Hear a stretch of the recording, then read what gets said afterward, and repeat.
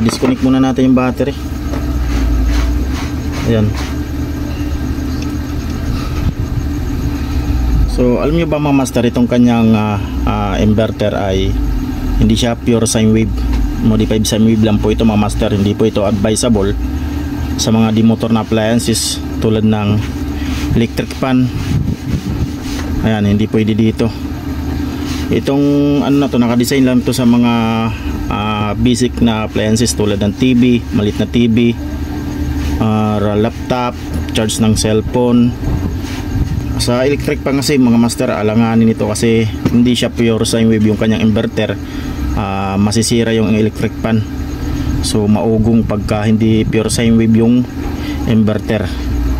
Ayan, pwede na ito sa mga TV na malilit na TV at saka ilaw, charge ng cellphone, laptop, at saka ibang mga gadget na hindi di motor. Ayan.